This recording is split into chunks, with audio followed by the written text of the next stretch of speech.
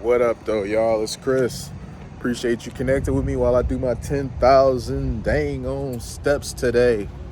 Over here, still walking by the river walk. I've left the actual riverfront area though, and just kind of walking down the streets over here. Cold, well, not cold, but definitely chilly. Partly cloudy. It's not the prettiest of days. But it don't matter because we get out here every day, even if it's not. And I'm seeing noise in front of me, and maybe I should go the opposite way. There's a guy down there with the leaf blower. And I'm just thinking maybe I should go a different route to avoid the noise.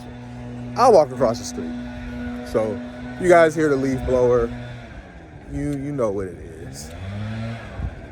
Noise always finds me, right? But all right, let's talk about Bronny James and LeBron James last night. They made their father-son NBA debut. And there's a lot being said about it. Let me move quicker to get away from here. I swear, man, noise always finds me. It never fails. It's one thing or another. A leaf blower, ambulance, somebody playing their music. It's never quite quiet in the city of Detroit. But as I were, Bronny James, LeBron James, they do their father-son NBA debut last night. I want to say it was like maybe the third quarter or something like that.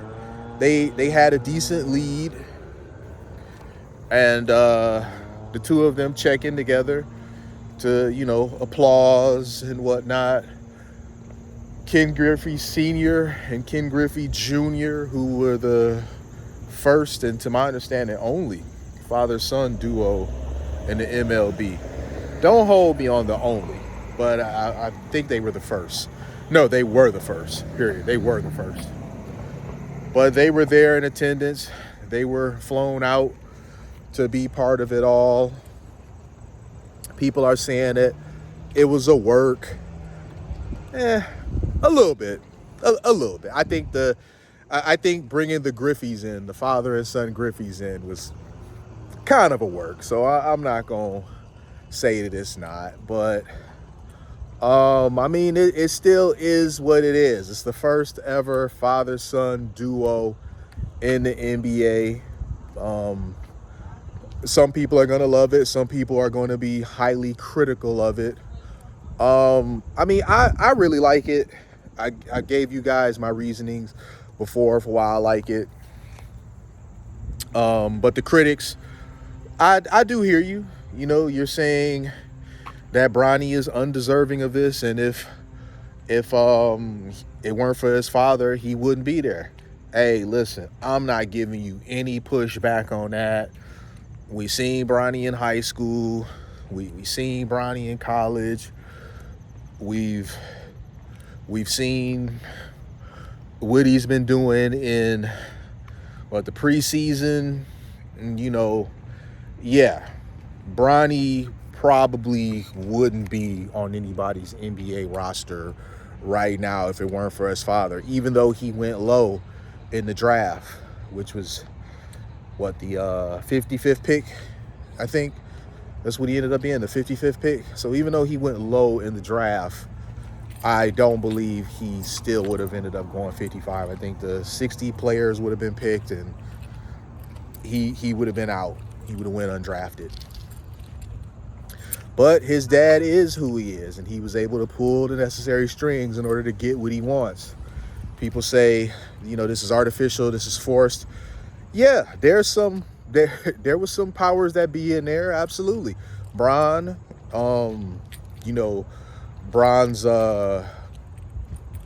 his group around him, the Lakers organization themselves. Bron is a powerful person, and he's got powerful people around him. So if he wants something, I'm not gonna say it's easy for him to get, but it's definitely more possible for him to get than somebody else. People are saying that it's nepotism. Well, yeah, it is nepotism, but the reason why I don't criticize that point of it is because nepotism happens all the time. I mean, Luke Walton's son was the coach of the Lakers, and even though he wasn't doing a great job, he was managing to keep his position as head coach of the Lakers. You can't tell me that nepotism played no part in that. His dad being, that Luke Walton's dad being Bill Walton played no part in him. Because, to my understanding, he had no coaching experience before that. Right? Am I right? He had no coaching experience before that. And his first major coaching job is that of the Lakers. Come on now, that you can't tell me there's no nepotism involved in that. Knowing people helps.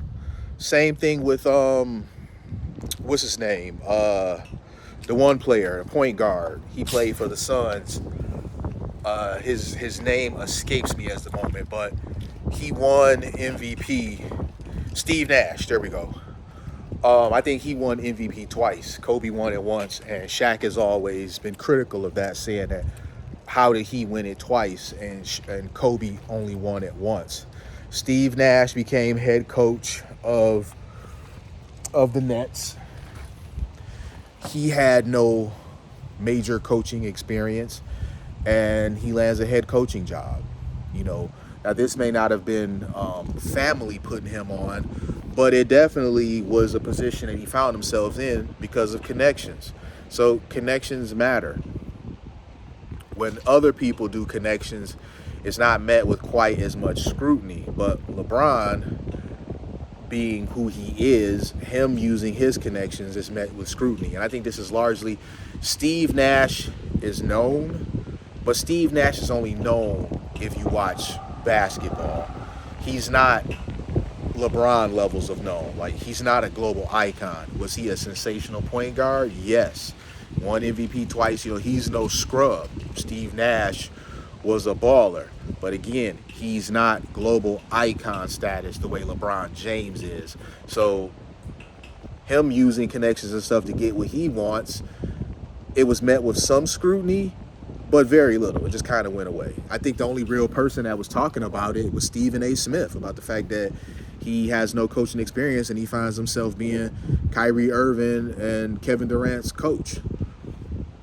There was very little talk about that, but LeBron using his connections to get what he wants, because LeBron is so much more known, he's going to have a lot more haters on it. So LeBron used his influence, his leverage to get his son into the league to play alongside him. This is year 22 for Bron. He's running out of time. And he wanted to play with his son, so he used his power and influence to get what he wants. I really don't have too much of an issue with that, y'all, simply because I see people do this all the time. I can't scrutinize him doing the very same thing that I see other people doing. Other people using their position to get people brought in or get people moved out. Take for instance with First Take. Stephen A. Smith, he used his influence to get Max Kellerman moved on out of there. I didn't necessarily agree with that. I thought Max Kellerman was good for the show, but what do I know? I don't have to work with him every day. Stephen A. Smith, who does work with him every day, you could clearly see that there was some cooling between the relationship, within the relationship between them. Something was going on. Like, they weren't vibing like they once did. Stephen A., seemed to feel like that Max was just, I guess, not giving him the respect he deserves as being the face of the show. And so he wanted him out of there. Initially, Stephen A. was kind of avoiding talking about it, but then I guess he decided to just go ahead and keep it a buck and be honest about it. He said, yeah, he wanted him gone. He wanted him gone. He didn't want to work with him no more. And he went to the ESPN execs and told them that he wanted him gone. Now, that already was enough, but he took it even further, telling stuff that he didn't have to say. He doubled and tripled down on it, going even further. He said he had been trying to move Max Kellerman out of there for a minute, at least the last 2 years. So, wow. That was some information that we didn't know that he did not have to share. That was very much gratuitous. He said he had been trying to get rid of Max Kellerman for like the last couple years. The ESPN execs, they weren't really, feeling that. And so basically he threw his weight around. He went up there that final time and was like, y'all either get rid of him or y'all need to find some other place for me to go. Obviously, they weren't trying to move Stephen A off of First Take. So what they do, they went ahead and got rid of Max. So Stephen A. Smith is somebody who leveraged his position to get what he wanted. This is what happens, man. This is what happens in Hollywood. This is what happens in sports. This is what happens in music. When people have a position of power, when they have a position of leverage, they're going to use it to get what they want, whether you agree with it or not. In this case, it just so happens to be LeBron, with his son. I mean, back in the day, did Master P not have his brothers on the label who, C Murder was okay, but let's be for real here. Silk the Shocker was not very good. Yet that's his brother, and he's the owner of the label, so he put him on. People are they're going to do that. They're going to use their positions of power to get their way, do what they want. And this is no different. So regardless of whether the fact that Bronny's not that deserving or whatever, maybe by the time his rookie contract is up, because they gave him some guaranteed 4-year, $1.9 million a year contract, which is unheard of for a second round number 55 pick. So that's just, again, Bron's influence at work. That is a contract that we've never seen before for a second round number 55 pick, and we'll probably never see again. But what are you gonna do, man? I mean, I hear the criticisms coming from people, and what I ask you is, if you were in the position of any of the people that I just named, be it LeBron, be it Stephen A, be it Master P, if you were in their position to look out for your friends and family, or just generally your own interests, would you not do the same thing? Of course you would.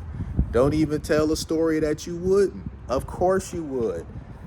In your everyday life, in smaller instances, you use your position to get what you want. So not even on as grand of a scale, in smaller instances, you still use whatever leverage you may have to get what you want. So let's not be hypocrites here, condemning people for doing the very things that we ourselves would do too if we had the opportunity to. So I'm going to leave it there and keep stepping, y'all. I appreciate y'all connecting with me. Grind to 5,000 is still in effect. We still going after that. And thank you for all my new subscribers. I'm going to holler at y'all. Peace.